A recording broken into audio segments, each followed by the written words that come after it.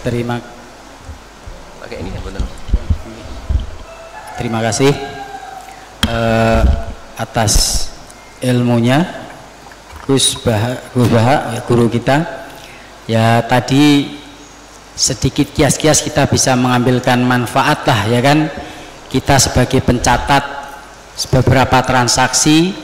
Nah tadi Gus Baha bukan menyindir tapi mengkias-kiaskan supaya kita amanah ketika membuat suatu produk legal formal tadi seperti akta, hati-hati jangan dicontohkan seperti tadi sebagai maklar lah, sebagai apa. Nah itu maksud Gus Baha bukan menyindir tapi kita supaya hati-hati. Untuk selanjutnya pertanyaan dari rekan-rekan, mungkin dari sini satu, nanti dari online saya baca satu. Silahkan. Sudah jadi bupati. Aku kangen normal dengan fotografi yang baru. Ini keluarganya sendiri berdoa supaya profesi fotografi selesai. Kita berharap selalu begitu. Assalamualaikum warahmatullahi wabarakatuh. Waalaikumsalam warahmatullahi wabarakatuh. Terima kasih atas waktu yang diberikan kepada saya. Gus Baha ini idola kami, Gus, dari Jawa Timur kami. Oh iya, dari iya. Surabaya. Iya, jauh-jauh ke Surabaya dari sini ingin mendengarkan langsung kajian Jauhan Gus Baha. Banten.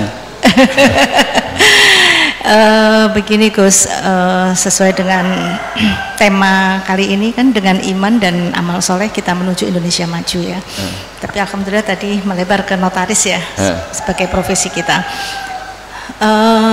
Yang kita tahu bahwa iman saya, iman semuanya ini seseorang pasti abdon ya Gus ya. Nah bagaimana kiat untuk menjaga iman ini agar bisa stabil Gus Baha. Demikian dari saya, terima kasih. Assalamualaikum warahmatullahi wabarakatuh. Wonten gurune kok murite. Monggo Gus. Masalah iman itu banyak ulama yang berpendapat, termasuk mayoritas ahli sunnah wal jamaah. Ibu Isi ya? Kok bisa namanya gitu? Iskarima. Oh ya bahasa Arab itu.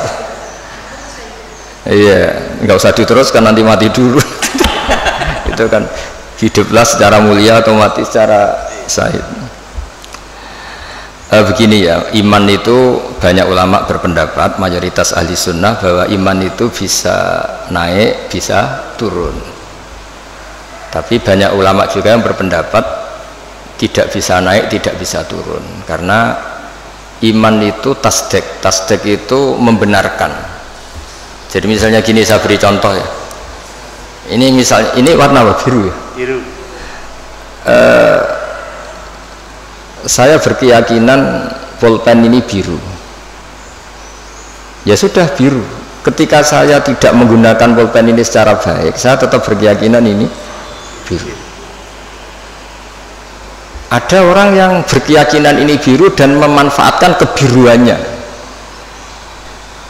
Ada orang yang berkeyakinan air itu menyegarkan. Dan kemudian dia pas dahaga tidak minum. Keyakinannya benar tapi dia bodoh karena sudah ngerti solusinya minum kok tidak mau. Tapi imannya masih benar. Kalau nah di sini di banyak ahli sunnah wal jamaah, orang percaya kalau Allah itu Tuhan, Muhammad adalah Rasulullah wa Habibullah, tapi dia nyuwun sewu tidak sholat. Menurut pendapat ahli sunnah wal jamaah, dia tetap entah kapan tetap masuk surga karena dia tetap iman. Orang yang mengatakan air itu menyegarkan itu masih waras, meskipun dia tidak memanfaatkan air itu. Orang yang mengatakan Allah itu Tuhan dan Muhammad kekasihnya masih waras, meskipun tidak sholat. Nah di sini makanya pendapat ahli sunnah itu gimana? Orang yang meyakini Allah itu Tuhan, Rasulullah kekasihnya dan Rasulnya tetap mukmin, tidak menjadi kafir meskipun harus disiksa neraka lama sekali karena tidak sholat, tidak zakat. Nah ini penting saya utarakan, di antara pembeda ahli sunnah dan tidak adalah ahli sunnah tidak pernah mengkafirkan orang yang maksiat, tapi tetap dosa. Nah sekarang begini contoh paling gampang, koruptor itu setelah korupsi masih warga Indonesia apa enggak? Masih kan? Penjahat juga warga Indonesia enggak? Jadi orang tidak tercerabut dari warga Indonesia hanya karena korupsi. Nah, jika iman dengan makna tasdik, maka iman itu seperti tadi. Tapi iman itu masalahnya adalah diantaranya itu kalau sudah percaya itu yang ngambil konsekuensinya. Nah di sini mengalami yazidu wayangkus. Misalnya cara wong Jawa nek wis keceluk bapak ya tanggung jawab, nek wis keceluk suami ya nafakoi. Tapi pertanyaannya, suami yang sempurna gimana? Yang nafakoi, yang mencintai. Tapi jangan dibalik, kalau gak nafakoi terus gak suami, sama lah duwe suami mesti nganggur ya akeh. Jadi ini kan masalah-masalah yang menjadi perdebatan ulama. Nah kalau sampean tanya gimana cara menambah iman, ya tadi dengan amal soleh, dengan. Tapi saran saya di atas amal soleh itu ada yang namanya akidah, cara berpikir. Misalnya begini, saya ini sebagai kiai itu ya kadang-kadang takut mati, tapi kecil sekali saya takut mati karena setelah saya berpikir, dulu saya itu nggak ada, saya ini kelahiran tahun 70, sebelum tahun 70 itu saya tidak ada, tahu-tahu ada, dan ketika ada saya tidak tahu cara ngatur jantung saya, paru-paru saya, sistem oksigen yang saya butuhkan. Artinya ketika kita hidup pun itu sebenarnya kita tidak pernah ngatur kehidupan kita. Kenapa kita takut mati? Takut wah aku nak mati itu saya wopo ning kuburan, wis ditimbun di apa terus bisa apa? Sebetulnya zaman kita hidup pun kita bisa apa coba? Apa terus mentang-mentang bupati dia ngatur jantungnya sendiri kan ya enggak? Apa mentang-mentang presiden terus bisa ngatur oksigennya kan enggak? Sebenarnya zaman kita hidup itu ya enggak bisa ngatur diri kita. Makanya inna sholati wa nusuki wa mahyaya wa mamati lillahi rabbil alamin. Jadi ulama itu melatih itu. Makanya manusia itu pernah jadi janin, ini untuk pelajaran. Kata orang-orang tasawuf, janin itu ya pernah protes sama Allah. Ya Allah, kenapa saya punya kaki? Memang yang untuk apa? Karena dia di kandungan ibu, masih di rahim. Untuk apa punya kaki? Saya tidak perlu jalan-jalan. Untuk apa punya tangan? Tapi setelah lahir baru tahu gunanya kaki sama tangan. Nanti mati juga gitu. Artinya zaman kita hidup sendiri itu tidak bisa ngelola kehidupan kita sendiri. Kita tidak bisa ngatur jantung kita, paru-paru kita, tidak bisa. Tapi gara-gara keangkuhan kita, seakan-akan ketika kita hidup itu bisa menentukan semuanya. Padahal tidak, sama saja. Nah dengan begini terus kita iman tuh gampang. Ya sudahlah, paling mati seperti itulah. Saya zaman hidup ya tidak ngerti cara ngatur hidup. Toh nyatanya hidup paling pas mati juga Allah cara ngelola kehidupan kita setelah mati. Ya sudah. Saya itu bayangkan gini Pak Arifin, saya pernah ada sekumpulan dosen ngaji saya di Jogja, tak jawab itu sampai banyak yang nangis. Saya bilang gini, andaikan Anda jadi Tuhan, susah mana mengembalikan orang seluruh dunia hidup lagi sama bikin Nabi Adam. Karena ini banyak yang ilmuwan biologi, susah bikin Nabi Adam. Karena ketika Allah bikin Nabi Adam itu kan bikin master. Di Nabi Adam itu tersimpan miliaran atau ratusan miliar orang yang akan hidup ila yaumil. Allah harus bikin satu sistem gen yang berpopulasi, yang melahirkan populasi utuh lagi. Itu kayak apa desainnya susahnya? Di Nabi Adam itu awal mula coba harus bikin sperma yang nanti itu jadi indukan semua sperma seluruh dunia. Jadi cara ilmuwan nak wis ana dibalekno gampang, wis ana datane. Ana adene cara notaris. Artinya apa? Sebetulnya alam seluruh manusia ini pernah ada di satu fisik orang, yaitu Nabi Adam. Lho cara sampean dadi ilmuwan, susah gak gawe Nabi Adam? Bikin manusia master yang nanti melahirkan miliaran orang dan semuanya mandiri. Setiap kelahiran itu kan punya jantung sendiri, punya paru-paru sendiri, punya. Terus masternya itu bikinnya gimana soalnya? Dan setiap jantung itu punya sistem sendiri, punya urat sendiri. Dan itu dulu dipadatkan di siapa? Nabi Adam. Makanya Allah tuh sering cerita, kalau kamu tidak percaya kenapa saya bisa mengembalikan kamu setelah mati, coba kamu berpikir kama bada'na awwala khalqin itu dari tanah dan kemudian jadi manusia. Ya sama lah, setelah itu nanti jadi tanah tak jadikan manusia lagi, masalahnya apa? Kan nggak pernah ada masalah kata Allah. Nah itu juga cara-cara menambah apa? Keimanan, maksud saya seperti itu. Ya saya kira demikian. Kemudian ini saya satu dari online ya kan, yang lagi ngetren katanya nih Gus. Jadi sekarang ada katanya haya ala jihad. Oh provokator kan. Nah ini pertanyaannya dari Mas Faris Sidoarjo, bagaimana kriteria batasan sehingga dikatakan pemberontak pada pemerintah yang sah atau buhot, dan kemudian bagaimana menyikapi kejadian yang lagi ngetren viral tentang adzan ajakan jihad, apakah itu ada tuntutan dari Nabi atau tidak, atau termasuk bid'ah? Nah berat. Enggak, biasa aja kan. Enggak, ini kalau notaris bakas ini aneh.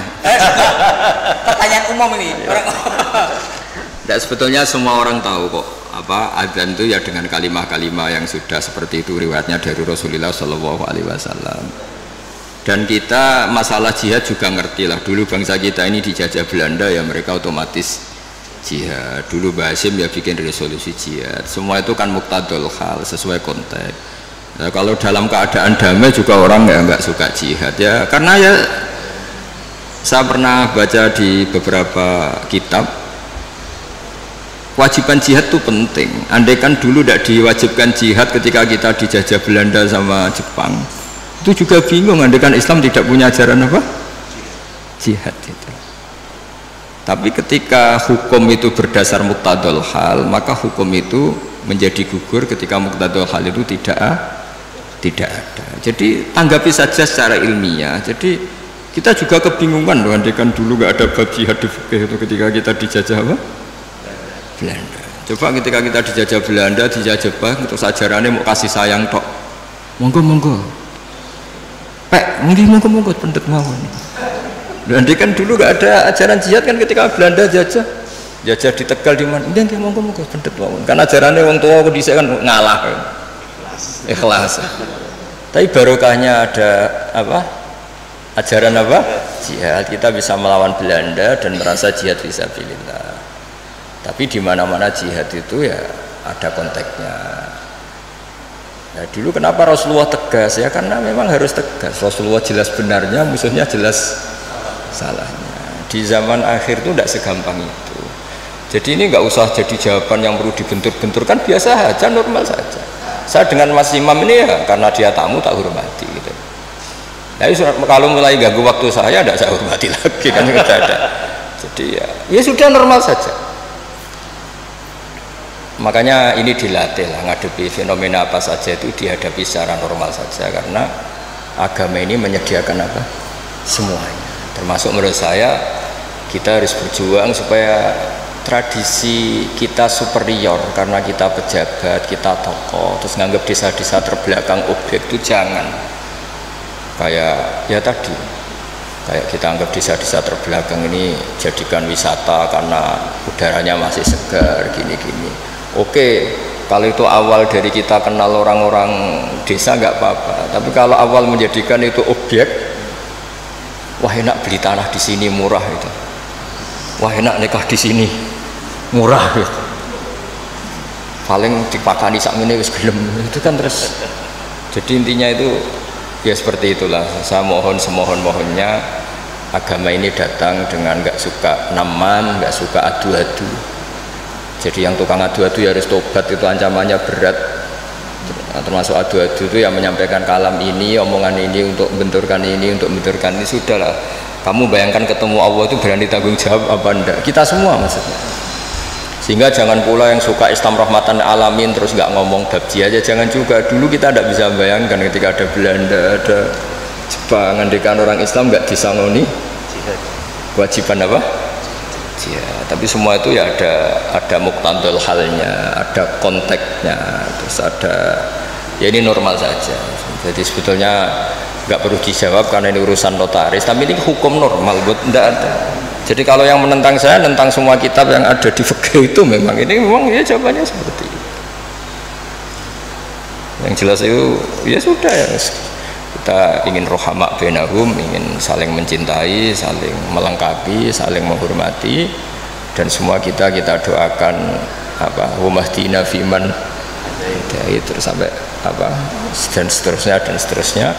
Dan selalu guru-guru kita, Mbah Mun, bapak saya itu kalau setiap ketemu orang, ketemu kelompok tertentu itu mesti doanya Allahumma alif baina qulubina wa aslih dzata bainina, supaya kita itu baik-baik saja. Karena menyatukan hati itu ya tidak gampang.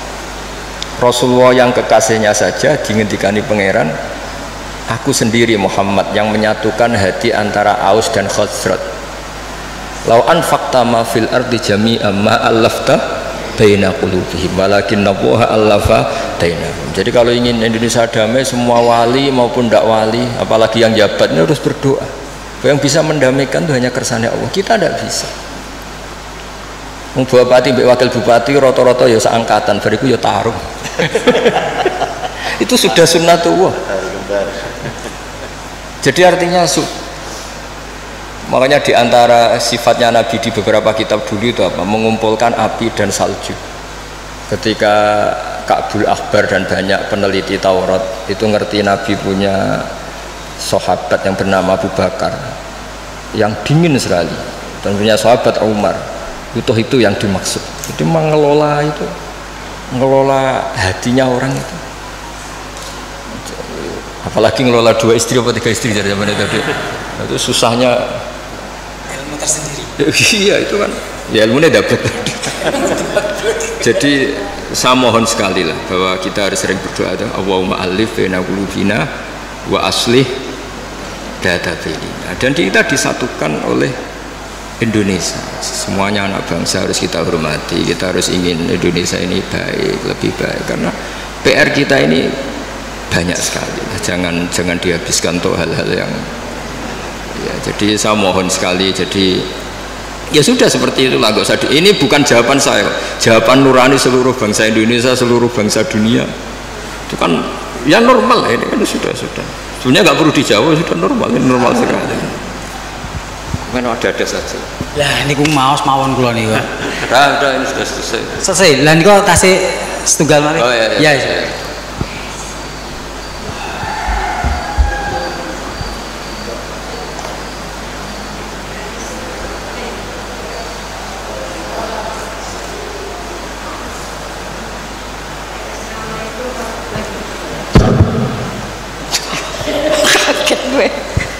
Baik, terima kasih. Assalamualaikum warahmatullahi wabarakatuh. Sebelumnya kenalkan, terlebih dahulu saya Esti Apung, kebetulan juga saya sebagai koordinator tablik, bidang tablik di NMI, Notaris Muslim Indonesia. Dan memang sengaja kami kesini Ustadz karena ingin langsung berjumpa dan bertanya.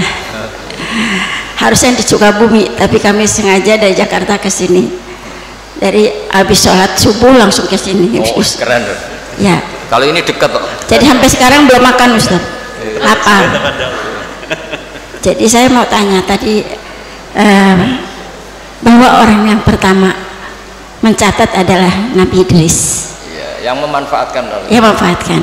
Kemudian juga pada saat tadi Gus bilang zaman Nabi pun setiap perkataan Nabi, setiap apapun dicatat. Mungkin ada sekretarisnya Ustaz ya. Dan kami sering menanyakan juga kepada ustaz-ustaz yang lain bahwa untuk notaris ini juga diatur di Al-Quran, di surat Al-Baqarah ayat 282 kalau nggak salah.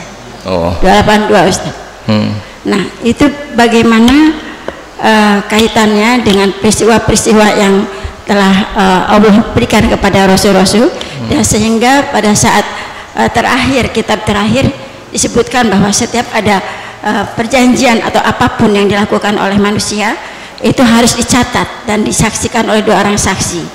2 orang saksi itu kalau perempuan maka sama dengan 1 laki-laki sama dengan 2 orang perempuan. Jadi kalau misalnya saksi berarti 3, kalau 2 perempuan berarti plus 1 laki-laki. Sementara kalau di dalam kehidupan kita sekarang, karena berdasarkan undang-undang nasional, saksi itu mau laki mau perempuan sama, Gus. Nah, bagaimana menurut pandangan Gus? Di sini. Terima kasih. Assalamualaikum warahmatullahi wabarakatuh. Assalamualaikum warahmatullahi wabarakatuh. Namanya siapa ya? Balen itu tadi MC ora jelas. Jadi tadi pertanyaannya Gus intinya tentang masalah persaksian dalam suatu akad. Di situ kan mungkin idza tadayantum terus di situ bisa hadatain. Nah, dua orang saksi. Nah, undang-undang jabatan notaris itu mengatur bahwasanya ketika ada suatu transaksi itu cukup dengan 2 saksi, mau itu perempuan-perempuan maupun laki-laki 2. Nah, sementara tadi yang beliau ketahui di ngaji di pengajian, kalau seandainya saksi perempuan harus 2, kalau seandainya mewakili laki. Begini ya santai mawon ya. Niki biasa nderek Mbah Mun, kemarin sudah ke saya provokasi. Santai mawon gini ya, ini termasuk diantara kesalahan kita kadang bandingkan hukum fikih Islam dengan tatanan modern. Sebetulnya masalahnya anda harus ekstrim itu gitu. Karena sesuatu yang nggak perlu dibenturkan ya nggak usah dibenturkan, ya biasa aja. Hanya biasa aja begini. Sebetulnya ayat itu kan ada terusannya farajulu wa imra'atani mimman tardona minasyuhada. Ukurannya apa? Misalnya antadilla ihdahuma fatudzakkira ihdahumal ukhra. Jadi Abu Hanifah itu sangat longgar dalam bab usul fikih. Jadi yang diceritakan Quran itu tentu kondisi ideal versi yang paling baik, versi yang paling dapat ridha Allah. Tapi selalu saja, saya ulang lagi, selalu saja ada ruang di mana orang-orang ahli fikih bikin kaidah ma la yudraku kulluh la yutraku kulluh. Jangan kalau tidak bisa ideal terus sama sekali.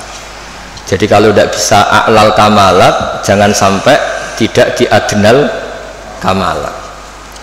Misalnya begini, kalau nuruti ideal, saksi itu harus adil. Adil itu orangnya nggak pernah dosa besar, nggak sering dosa kecil. Mana ada orang sekarang seperti itu?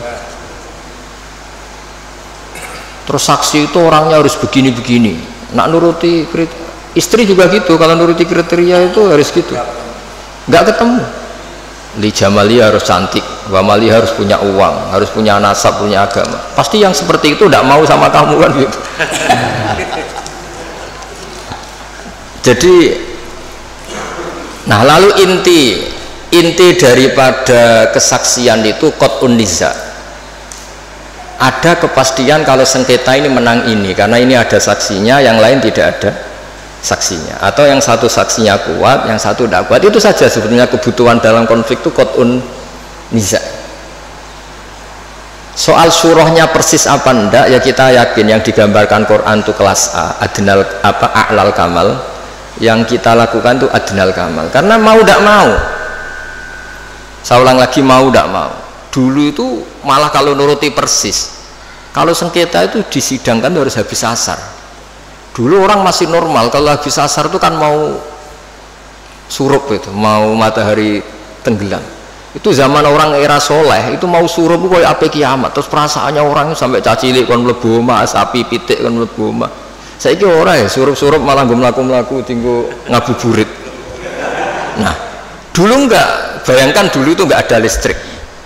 Enggak ada listrik, terus orang itu kayak histeris setiap mau ngadepi apa malam itu. Karena enggak ada. Sehingga supaya orang itu takut akhirat, takut kematian, kalau ada sidang penting disuruh habis asar. Ini kalau menurut cerita Quran. Makanya kan di Quran itu ketika ada 2 orang itu bersaksi fa'ib simani billah la syaitan tadi fa'ib ba'da sholat itu disuruh apa? Habis sholat apa? Asar. Jadi dulu itu orang itu sampai seperti itu. Tapi sekarang eranya rubah, orang itu profesional, ada jam ngantor. Jam ngantor jam 9, jam 10 itu waktu orang paling lupa mati. Kan dulu izadatu bainikum idza hadara ahadakum muntau taraka khairan alwasatu dan akrabun terus sak terus itu jadi dicari waktu paling orang itu gampang ingat akhirat, kemudian dia ada bohong mergo surup-surup. Makanya kalau orang dulu sudah umur sak Pak Arifin waktune wis asar, maksudnya wis meh gitu. Dan dulu itu ngefek betul sampai Nabi ngendikan jangan sholat habis asar, karena habis asar itu setan sedang mengangkangi di sisi ini. Itu makanya dulu terus dipakai kesaksian supaya orang itu takut.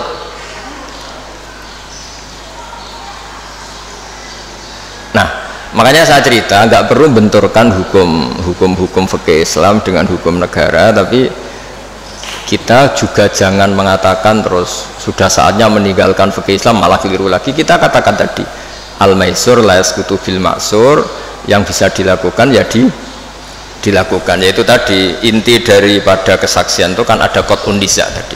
Kalau ada percekcokan ya kita tentu mihak yang punya saksi daripada yang tidak punya saksi, yang saksinya adil daripada yang saksinya fasik, yang saksinya banyak daripada yang saksinya sedikit. Ya sudah, itu yang apa ya, maksimal yang bisa kita ketahui. Bisa saja indallah sebetulnya salah, kebetulan ini saksinya adil, ternyata adil pesanan sudah didesain sedemikian, diset sedemikian rupa, dikondisikan terus. Ya kita tidak pernah tahu, makanya Saudara Rasul ketika kamu berdebat di depan saya, jangan-jangan di antara kalian cara berargumentasi lebih meyakinkan, kemudian saya menangkan. Sebenarnya ketika saya menangkan dan kamu salah, sebetulnya kamu tak kasih neraka gitu. Dan Nabi ngendikannya dengan penuh, ya Nabi punya karisma sehingga dulu itu wong ape bodoh niku sorak sido saking wibawanya Nabi. Nah, sekarang nyari kodi yang wibawa kayak Nabi kan tidak mungkin, malah kodi ini wedi pesakitan yang mergo orderan misalnya kan ribet. Tapi jangan pula katakan gak usah ada kodi ada adil, malah gak karu-karuan dunia ini. Ya tadi kaidahnya Mbah Mun, semua ulama itu la yudraku kulluh la yudraku kulluh. Saya sering disuani santri atau masyarakat, Gus kula badhe pegatan, bojoku ucur wewet judes ngene-ngene. Terus ketika tak bedheki gini rata-rata sudah pegatan. Enak endi keceluk di bojo ambek keceluk duduk. Isen ndi kira-kira? Isin duduk wis gitu. Wong lanang ngrati bojo iki ribet. Ya wis ora usah pegat. Paling gak ngamanno kowe status keceluk wong lanang di bojo gagah. Senajan nek ning omah diamuki ya ora usah mulai pada kono turu mulai. Jadi tadi apa malayudroku kulluh la yudroku kulluh. Jadi kesaksian itu kan gunanya itu tadi, kalau ada sengketa hakim ini gampang mihak mana kan. Ya sudah, kalau notaris itu nganggep perempuan ini cukup dalam kesaksian, ya sudah itu katakan hukum notaris. Tapi apa itu menghilangkan hukum Islam apa? Nggak usah gitu, itu nanti memicu. Senengannya kok memicu gitu. Ya kira-kira gitu ya. Masih ada waktu, Gus? Satu lagi. Kapan aja cerita. Ya cerita enggak. Ya nggak apa-apa ya diterus. Oh itu masih ada itu. Silakan. Karena yang hadir itu spesial ya, jauh-jauh. Oh ya.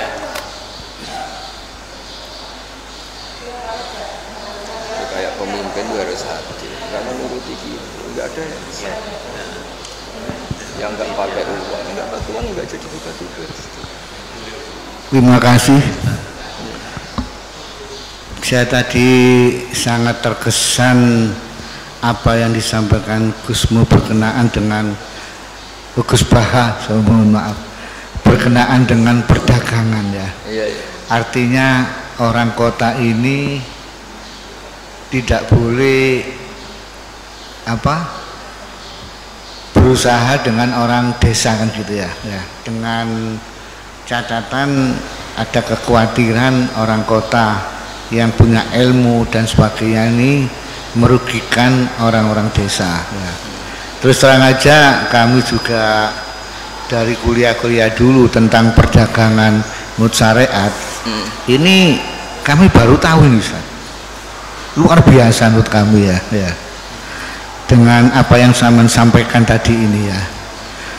Dan fenomena di masyarakat ini real memang ya, kita tidak bisa menutup mata ya, bahwasanya perdagangan orang desa dengan orang kota ya, ini akan ada yang dirugikan, yaitu orang-orang desa, kecuali orang kota tadi ini betul-betul memegang syariat ya.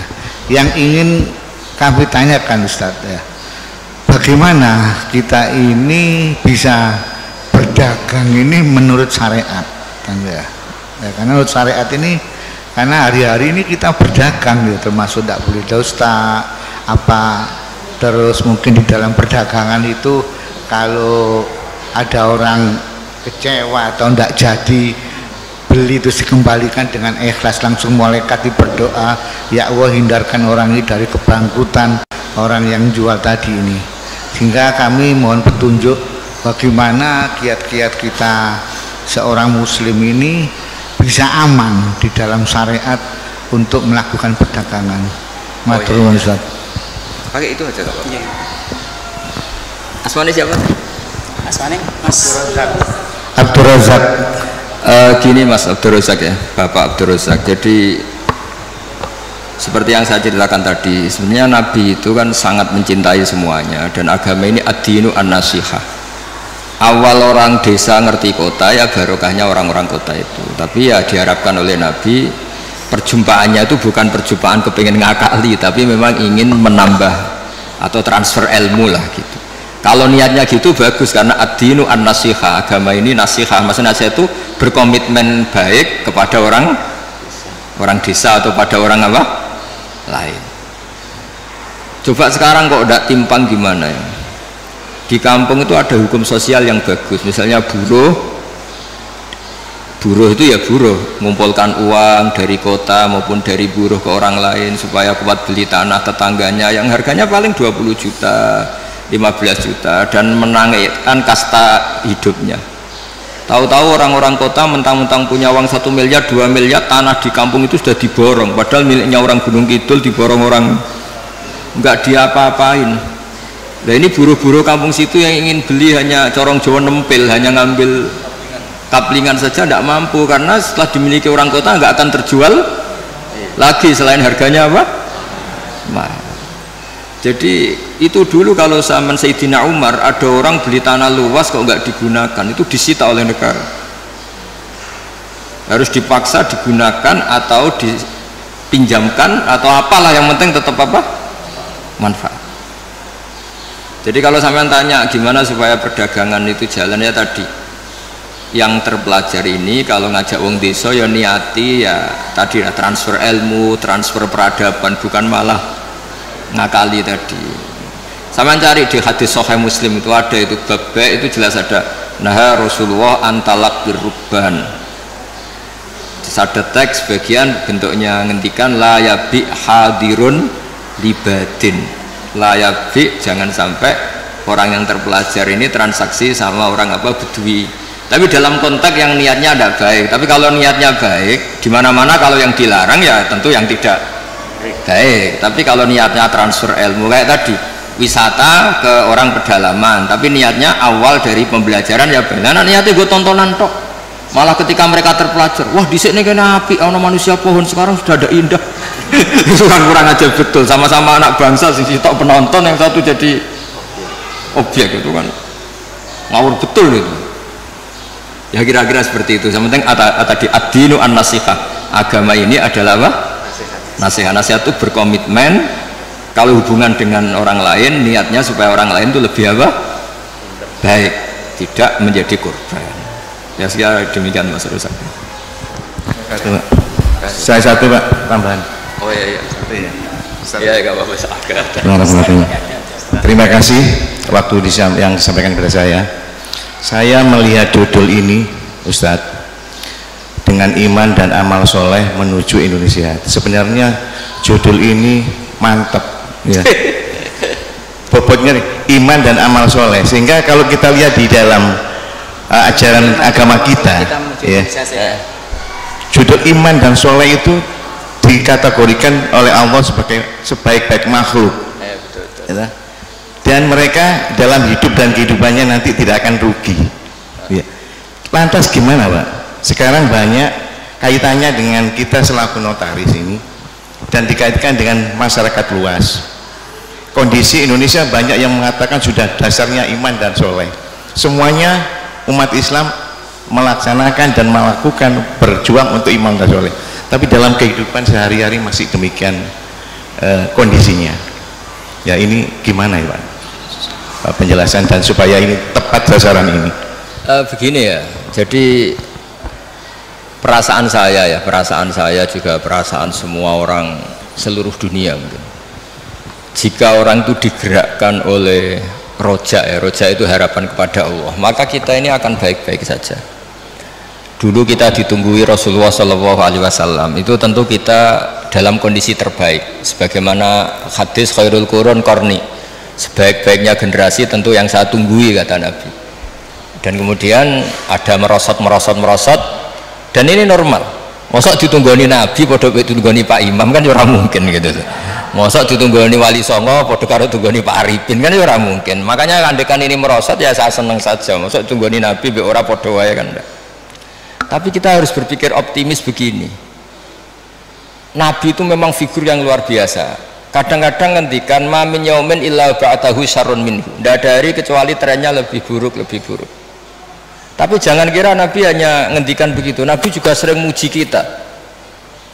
Tuba liman amanabi walam yaroni. Cek bejane orang yang sebetulnya tidak menyaksikan saya langsung, tapi berusaha meniru saya. Ini kan luar biasa. Kita nggak dididik Nabi, nggak dididik sahabat, nggak dididik Wali Songo, mau dididik Ustad. Kadang dididik modin, wis gelem sholat, yo madhep ngulon, yo patang rokaat nak duhur, itu sudah luar biasa. Jadi bahkan sebagian riwayat itu Nabi ngendikan sab amarat ketika ngendikan tuba liman amana bi walam yaroni. Hebat betul orang yang iman kepada saya, sebetulnya dia tidak melihat saya. Bahkan Nabi pernah cerita, ini supaya sampean optimis. Asmane siapa? Pak siapa? Mukhtar ya? Ya Pak Mukhtar. Nabi itu pernah cerita begini Pak Arifin, siapa orang terbaik dari kalian yang paling iman? Terus kata sahabat, ya kita. Cara Jawa gini, bangkune kowe ora apik, wong roh aku tak didik aku. Ya roh ajarlah kamu baik, tak didik saya langsung. Ya malaikat yang di aras, kata Allah, wahai malaikatku, wajar dong kamu iman sama saya, wong kamu penjaga aras, tahu surga tahu neraka. Akhirnya yang dipuji oleh Allah, oleh Rasulullah siapa? Orang yang surga ya tidak tahu percaya surga, neraka tidak tahu ya percaya neraka, apa saja percaya padahal tidak tahu. Ya kita ini. Jadi nanti kalau kita ketemu malaikat-malaikat penjaga neraka atau penjaga surga itu ya punya sisi yang kita keren. Malaikat kamu percaya ada neraka? Ya tahulah, usaha penjaganya. Saya dulu gak tahu saja percaya. Saking imannya pada Rasulullah Muhammad SAW. Artinya kita juga punya sisi top. Wong ora roh kok iman, itu kan luar biasa.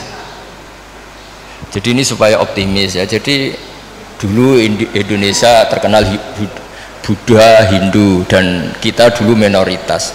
Lama-lama sekarang mayoritas, bukan sekedar mayoritas, bahkan memimpin. Rata-rata presiden, pejabat ya muslim. Ya trennya tetap naik.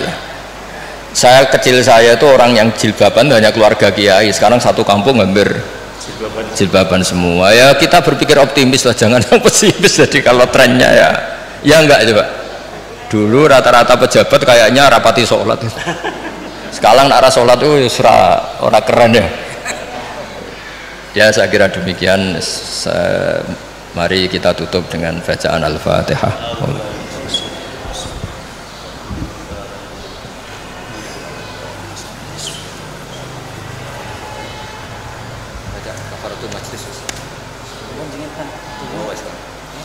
Mau mak, oh ya ya.